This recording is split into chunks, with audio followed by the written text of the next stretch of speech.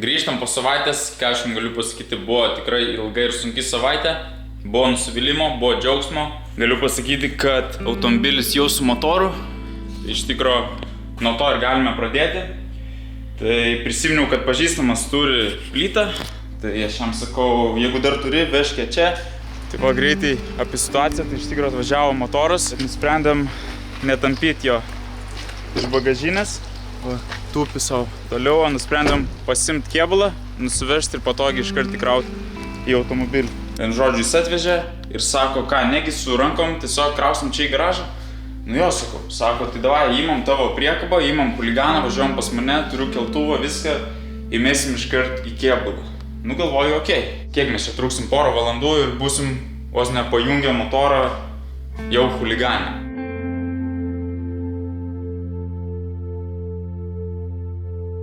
Nu, atvažiavom į vietą, varikliukas juda link kėbulo.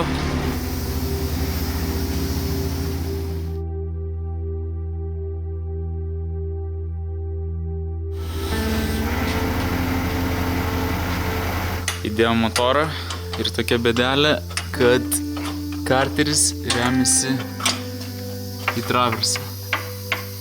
Vatau ir perdarytas traversas. Tai dabar bandysim biškį su pagalvėm pažaisti. Gal kaip nors įdėsim. Traversas perdarytas, bet kaip planavau, kad čia tiesiog paimsi motorą ir įkrausi, nekeitęs nieko, toks planas nepavyko. Žodžiu, atidarysiu gal kapotą, papasakosiu truputį apie motorą. Tai istorija tokia, kad savininkas sakė, kad čia 2.8, buvo išimtas iš 2.8 kregždės, bet pagal mane čia turėtų būti 2.5. Pataisykite, jeigu klystu. Nes bent jau motoras atrodo kaip 2.5 plyta, kolikas MPM, bet tada žiūrim, kad kompas vis dėlto 2.8. Štai toks kompas, rašo, kad įdėtas MPM kolikas, tai pateisintų, kodėl čia stovi toks kolikas. Ir dar visokių modulių, žodžiu, va, imkės vėlenai sudėti. Tai aš manau, kad 90%, kad čia stovi tik toks kompas, nėra čia tas motoras, iš vis gal čia tik lipdukas ar sena programa, kokia buvo surašyta į tą kompą. Tai vien žodžiu, kai užkursim, nuvarysim ant stendo ir matysim, ar čia kažkas daryta ar ne. Pamutas.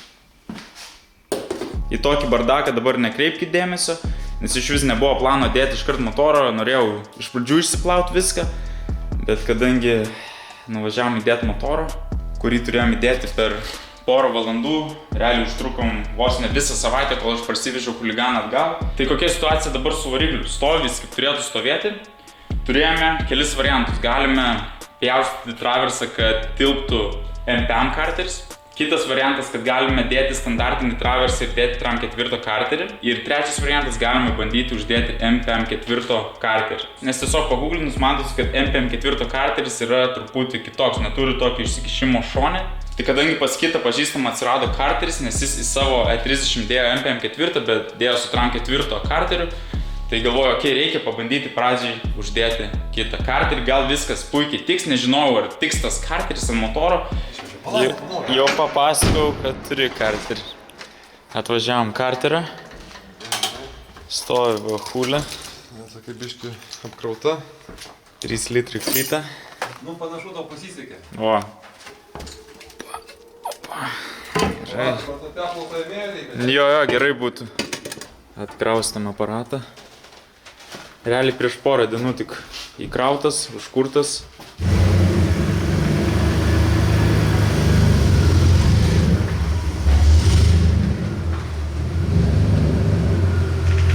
Nu, realiai turbūt mirsiu. Pala diržu. Gerai, diržas. Pala, kur tu čia bėgėsis? Nu, čia biškai prasigazuosiu. Kažko apstabų neberodo. Nu, žinai. Apšies idealis numyrės, man rodo, pas mane.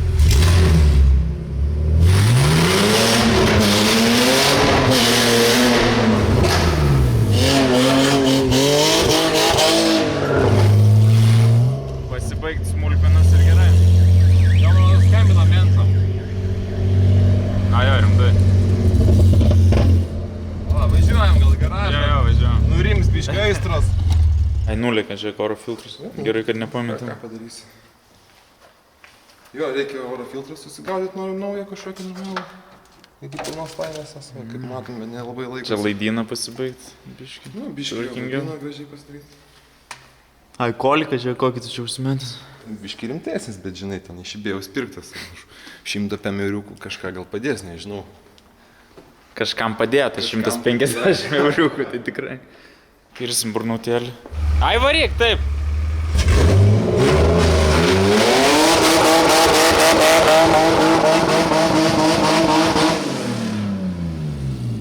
Apkurtau ir čia visiškai nepanaudas.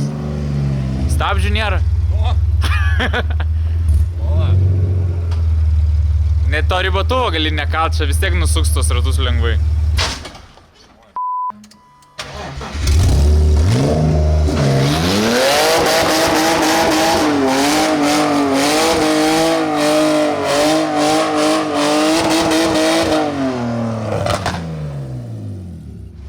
Žmonės miega savo, mes čia nesąmonėm užsiėmėm. Tai va, motoras kaip ir vietoj, bet tuoj parodysiu, kokia problema. Tai va, visa esmė, kad net matosi, kad motoras stovi kreivai, nes karteris MPM išsikišęs į kairę pusę ir va, remiasi į traversą. Čia bandžiau paišytis, kiek gali tekti išpjauti, kad tilptų toks karteris, bet baisu, kad gali būti truputį mažai mėsos šakiam. Tai man atrodo, tiesiog bandysim nuimti karterį ir užsidėti MP4 ir turėtų būti gerai.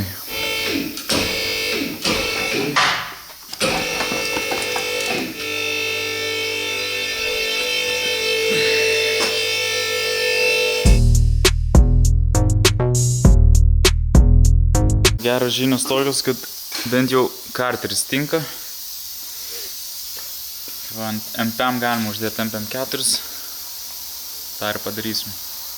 Tai va, kažkas įdomesnio, kraunam pagaliau motorą į automobilį. Ką dabar darom, tai apsižiūrim visą elektrą iškart, kol galima patogiai prieiti, žiūrim, kur ką jungt kėbulę reikės. Tai, žodžiu, ruošiamės. Karteris panašu irgi telpa, tai viskas labai, labai gerai. Nu va, motoras mašinai, naktis. Tai man atrodo, šiandien tuo ir baigiam.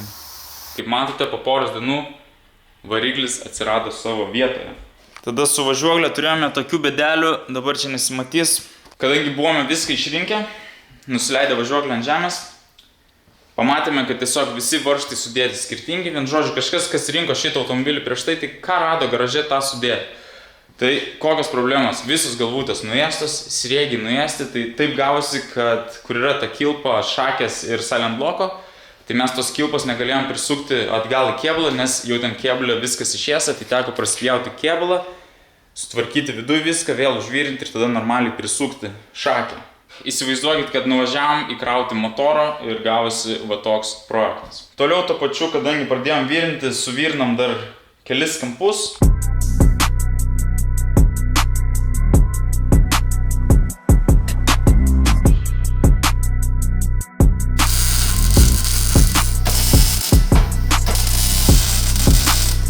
Čia buvo išpuvę, kitoj pusėje irgi sutvarkėm kampą, suvirinam dugne porą skylių.